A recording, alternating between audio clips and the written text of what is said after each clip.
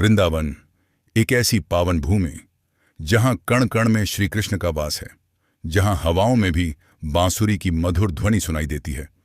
इसी वृंदावन में एक अत्यंत निर्धन ब्राह्मण रहता था। उसका नाम था माधवदास।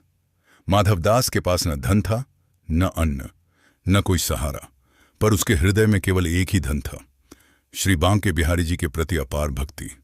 रोज का नियम, प्रतिदिन प्रातःकाल माधवदास नंगे पांव बांके बिहारी जी के मंदिर आता। न कोई फूल, न कोई प्रसाद, न कोई चढ़ावा, बस मंदिर के एक कोने में खड़ा होकर आंखों से अश्रु बहाते हुए कहता, हे ठाकुर जी, आज बस एक बार मुस्कुरा कर देख लीजिए, बस वही मेरे लिए पर्याप्त है। कभी कभी तो कई दिनों तक उसे भोजन भी नहीं मिलता। शरीर दुर्बल होता चला गया, पर उसकी भक्ति कभी कम नहीं हुई। मंदिर के कुछ पुजारी उससे कहते, तू रोज आता है, कुछ चढ़ाता नहीं, बस खड़ा रहता है।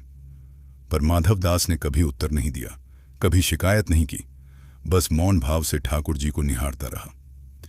एक रात अत्यधिक भूख और कमजोरी के कारण माधवदास मंदिर के बाहर ही सो गया। रात्रि में उसने एक अद्भुत स्वप्न देखा।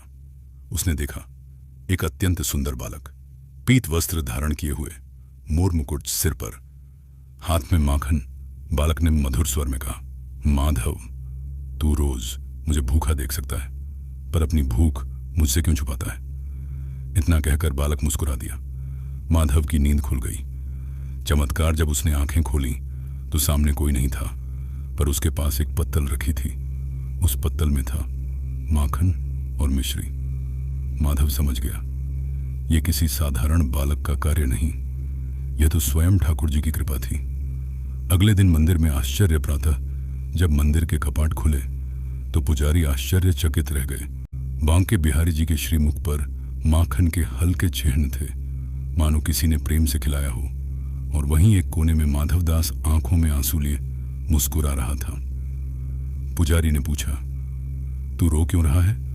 माधव ने विनम्र स्वर में कहा, आज ठाकुर जी ने मुझे भक्त नहीं, अपना माना है।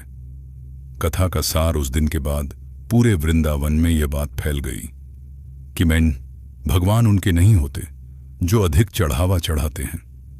भगवान उनके होते हैं जो उन्हें सच्चे हृदय से पुकारते हैं। वृंदावन इसलिए पवित्र नहीं क्योंकि वहां मंदिर हैं।